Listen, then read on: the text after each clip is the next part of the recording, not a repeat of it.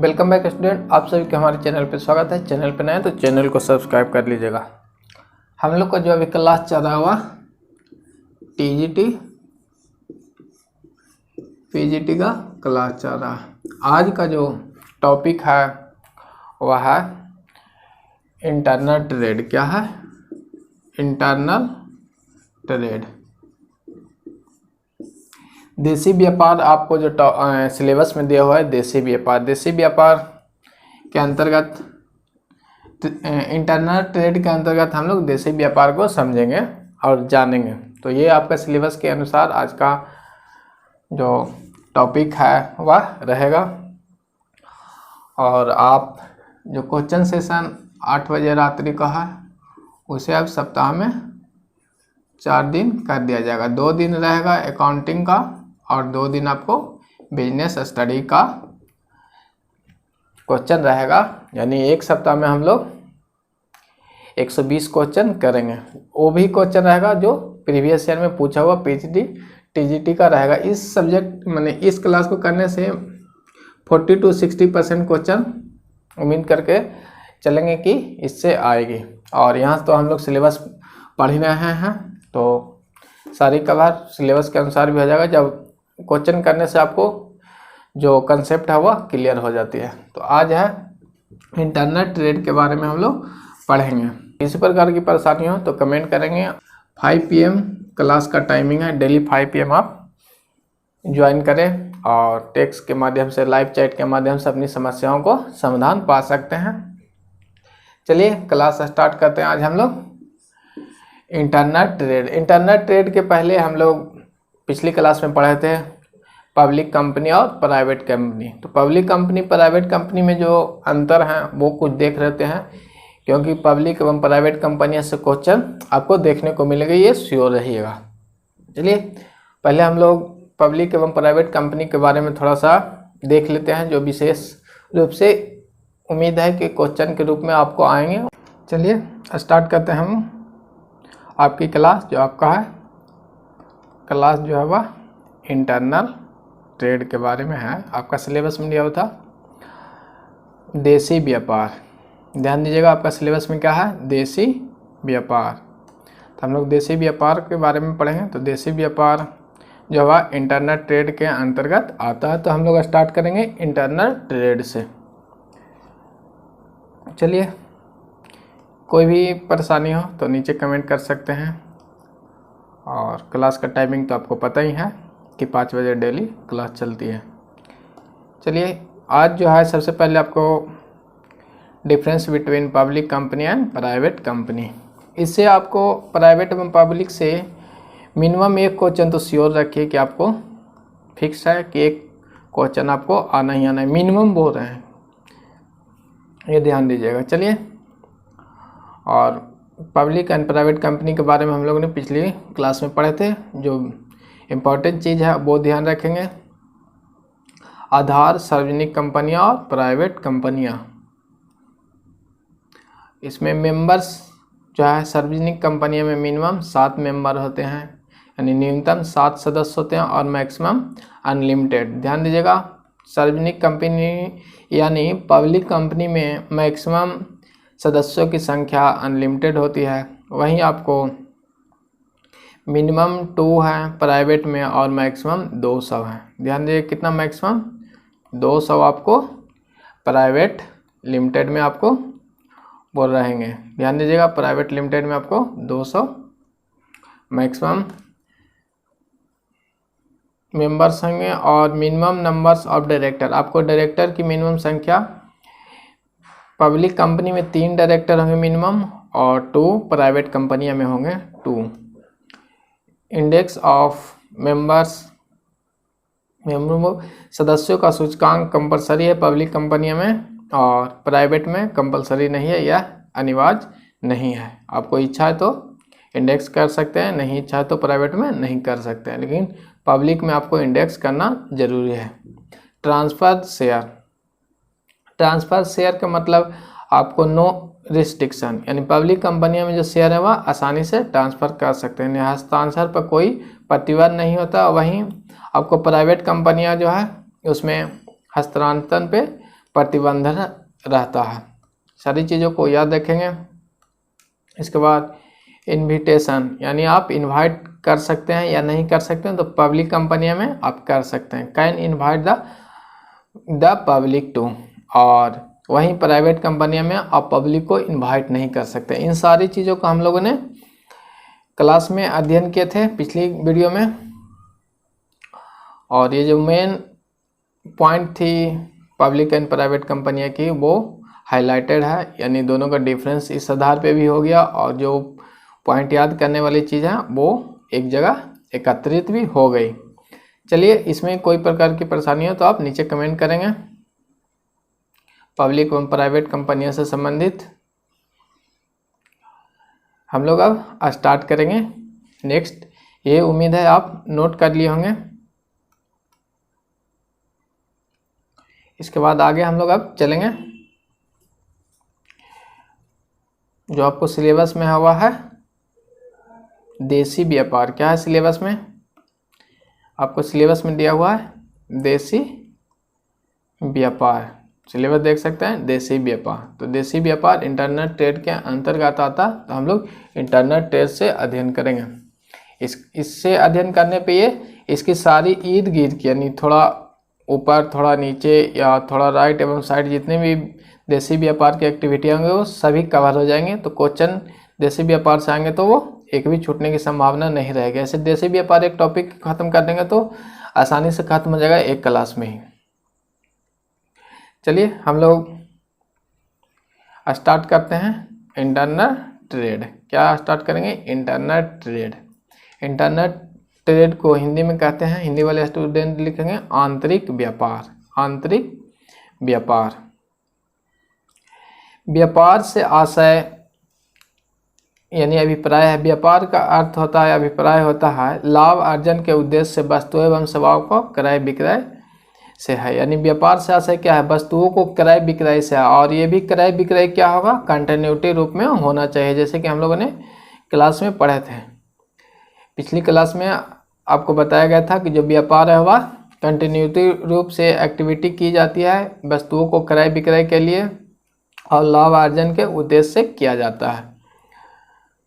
इसके बाद trade refer to buying and selling of goods and services with the objective of earning profit.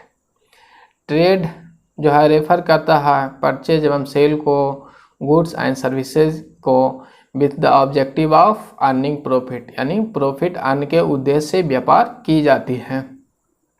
इन सारी चीज़ों के बारे में हम लोगों ने डिटेल अध्ययन किए थे, क्योंकि आज स्टार्टिंग है टॉपिक इसमें आंतरिक व्यापार में, तो हम लोग सबसे पहले व्यापार के बारे में जान लिया कि व्यापार किसे कहते हैं। ठीक है, व्यापार से आशय लाभ अर्जन के उद्देश्य से वस्तुओं एवं सेवाओं का क्रय विक्रय से है।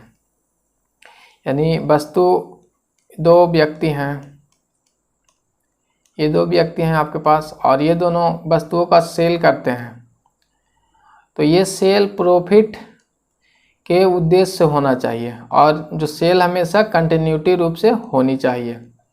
ये बंदा इसके पास सेल करते हैं तो कंटिन्यूटी रेट से अनदर व्यक्तियों के साथ सेल होते रहना चाहिए। नहीं है कि इसी के साथ सेल होना चाहिए, माने सेल जो होगा वो कंटिन्यूटी रूप से होना चाहिए व्यापार में, तभी व्यापार वह कहलाएगा। ये नहीं है कि घर का आपका पुराना रेडियो आपके पास है, उसे आप सेल करेंगे और आप कहेंगे कि आप व्यापार करें, तो ये नहीं, जबकि ये सेल आप प्रॉफिट पे ही किए हैं। पुरानी वस्तुओं का मूल्य 100 रुपया था, लेकिन इस समय आप 150 रुपये में बेचते हैं, तो ये व्यापार नहीं कहलाएगा। चलिए आगे अब हम लोग देखेंगे। इसके बाद आपको बेसिस ऑफ ट्रेड देखेंगे। On the basis of geographical location of buyer and seller, trade can broadly be classified into two category। यानी ट्रेड को दो कैटेगरी में बांटा गया, यानी व्यापार को दो भागों में बांटा गया। कितने भागों में बांटा गया? दो भागों में बांटा गया है। पहला है इंटरनल ट्रेड और दूसरा है एक्सटर्नल ट्रेड। इंटरनल ट्रेड यानी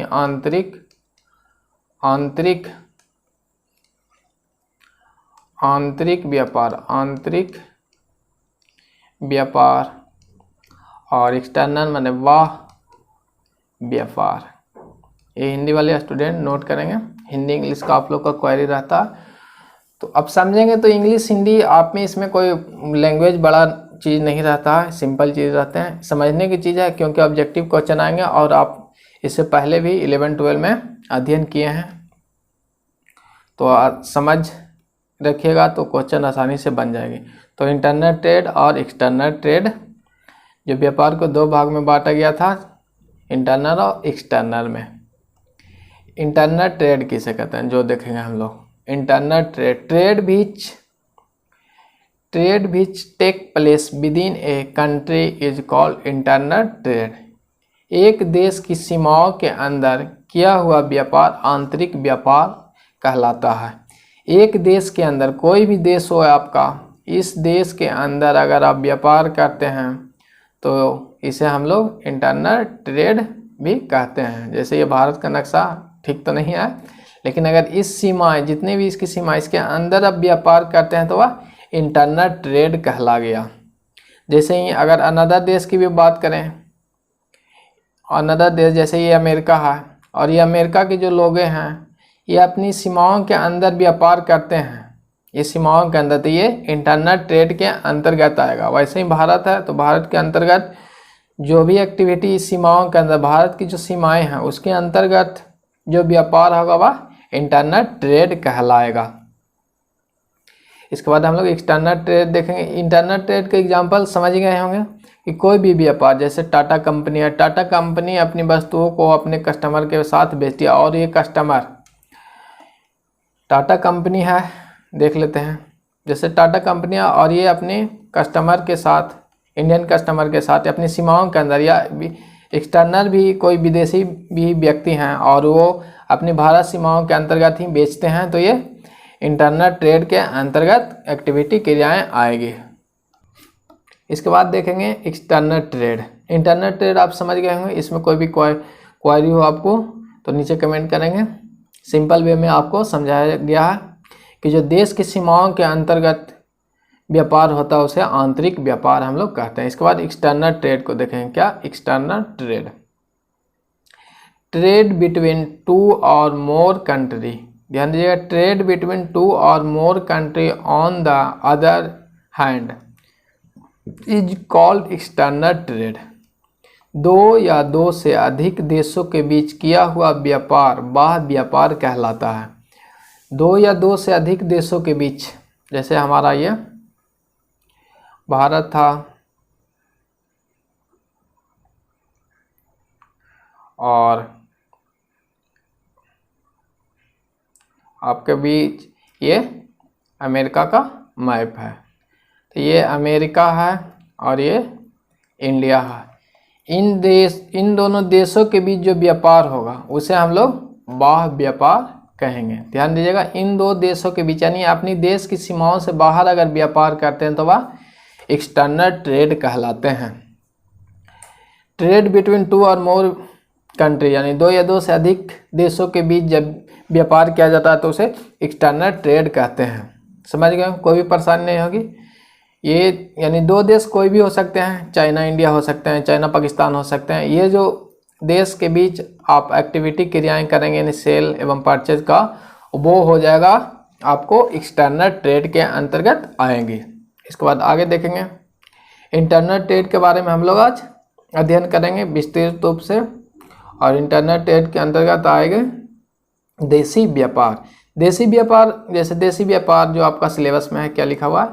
देशी व्यापार। देशी व्यापार का मतलब हुआ देश में जो व्यापार होता है, यानी आपकी जो भारत की सीमाएं हैं उसके अंतर्गत जो व्यापार होंगे उसे हम लोग देशी व्यापार कहेंगे। वो देखेंगे आगे चल के। जैसे ये आपका नक्शा है, यानी भारत ये है और यहाँ पे जो इसके अंतर्गत जो व्यापार है वो देशी व्यापार कहलाएगी। आंतरिक व्यापार इसे कहते हैं और देशी व्यापार भी कहेंगे। इसके बाद देखेंगे by and selling of goods and services with in the boundaries of the nation. कोई भी नेशन हो, उसके नेशन के अंतर्गत सीमाओं के अंदर वस्तुओं का क्रय विक्रय किया जाता है, तो is called internal trade, refer to the internal trade, उसे हम लोग आंतरिक व्यापार कहते हैं। क्या कहते हैं इसे?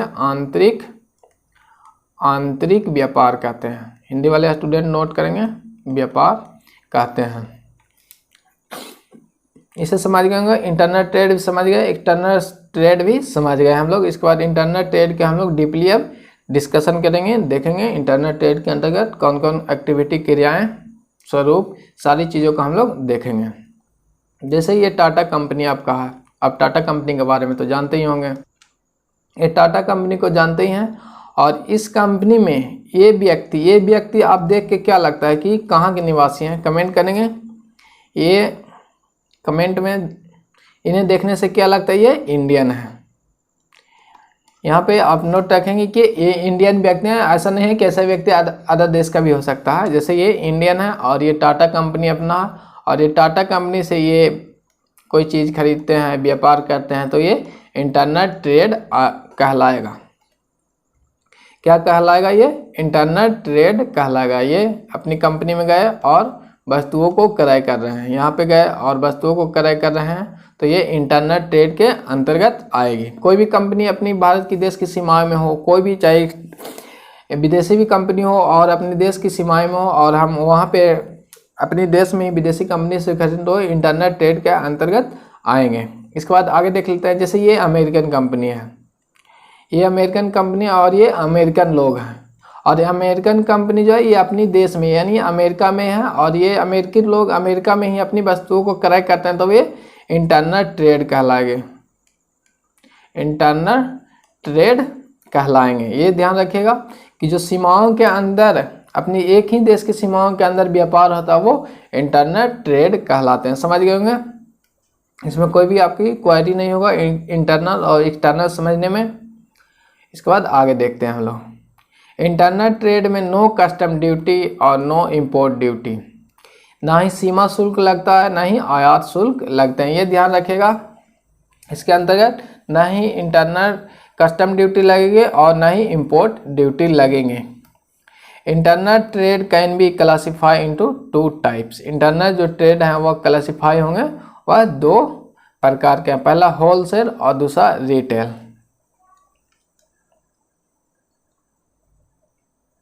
कौन कौन से हैं? होलसेल एवं रिटेल।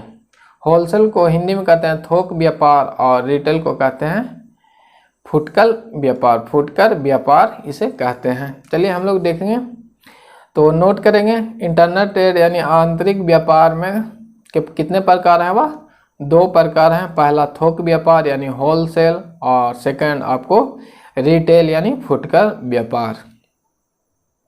सारी चीज़ों को नोट करके रखेंगे, जो पॉइंट वाइज चीज़ें हैं वो एग्जाम में आपको देखने को मिलेंगे। इसमें इंटरनल में क्या? No custom duty, no import duty लगता है, यानी कोई सी प्रकार की कस्टम एवं इंपोर्ट ड्यूटी नहीं लगता। जैसे आप जाते हैं इंपोर्ट ड्यूटी, जब आयात वस्तुओं को की जाती है तब आपको इंपोर्ट ड्यूटी लगते हैं। ये ध्यान दीजिएगा, इंपोर्ट ड्यूटी कब लगते हैं? जब अनदर देश से वस्तुएं आते हैं तो आयात शुल्क लगते हैं, और कस्टम ड्यूटी सीमा शुल्क भी नहीं लगेंगे इंटरनल ट्रेड के अंतर्गत। इसके बाद चलिए आगे हम लोग देखेंगे होलसेल के बारे में। Wholesale 2 types of internal trade था, पहला होलसेल और दूसरा फुटकर विक्रेता यानी रिटेल ट्रेड। चलिए पहले हम लोग होलसेल को देखते हैं। कोई भी परेशानी हो तो नीचे आप कमेंट करें, और लाइव चैट के द्वारा अगर क्लास के दौरान दिक्कत आती है तो कमेंट कर सकते हैं। होलसेल किसे कहते हैं? देखें, purchase and sales of goods and services in large quantity, यानी बड़े क्वांटिटी पे वस्तुओं का परचेज एवं सेल किया जाता है for the purpose of resale, पुनः सेल करने के लिए। Intermediate use for is refer to as wholesale, यानी बड़े पैमाने पर वस्तुओं को खरीद किया जाता है पुनः सेल करने के लिए या इंटरमीडिएट यूज के लिए, तो वह होलसेल कहलाएंगे। विक्रय या पुनः उत्पाद के लिए बड़ी मात्रा में, ये बड़ी मात्रा में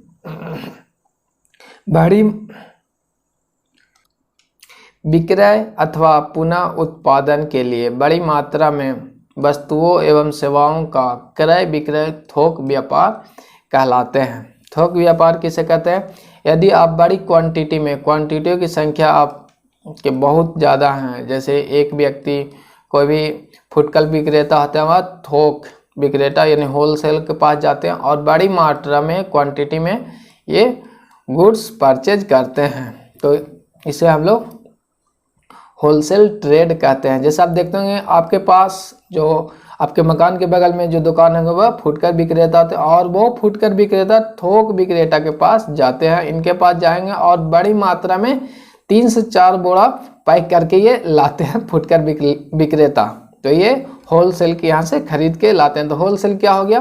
purchase and sales of goods and services in large quantity, बड़ी मात्रा में खरीदते हैं या सेल करते हैं और उनका उद्देश्य होता है रीसेल करने के लिए, यानी पुनः सेल करने के, immediately use for reference to the wholesale trade आपको कहलाते हैं। होलसेल समझ गए होंगे कि कोई भी व्यक्ति या पर्सन या कंपनी दूसरी कंपनियों से या व्यक्तियों से बड़ी मात्रा में क्वांटिटियों का परचेज करते हैं और उस परचेज को उद्देश्य होता है रीसेल करने के लिए। क्या? रीसेल करने के लिए, सेल करने के लिए भी वो इसे खरीदते हैं, तो ये होलसेल ट्रेड कहलाते हैं। इसके बाद आगे देखेंगे हम लोग रिटेल ट्रेड। रिटेल ट्रेड क्या है? Purchase and sales of goods in the relatively small quantity, यानी छोटी मात्रा में वस्तुओं का परचेज एवं सेल करते हैं। Generally to the ultimate consumers is refer to as the retail trade. जब क्रय विक्रय कम मात्रा में हो जो साधारणतः उपभोक्ताओं को किया गया हो, तो इसे फुटकर व्यापार कहते हैं। जैसे आपके पास जो दुकान है, आपके जो बिल्डिंग के बगल में जो दुकान है जनरली वह फुटकर विक्रेता ही होते हैं। ये नेसेसरी नहीं है कि ये फुटकर विक्रेता ही होंगे, लेकिन 99% चांसेस रहता है कि आपके जो बगल में जो है वो फुटकर विक्रेता होते हैं। उनसे आप 10 रुपया लेके जाते हैं और एक टूथपेस्ट लेके आते हैं, तो ये जो व्यापार कर रहे हैं वो क्या कर रहे हैं? वो फुटकर ट्रेड यानी रिटेल ट्रेड करते हैं।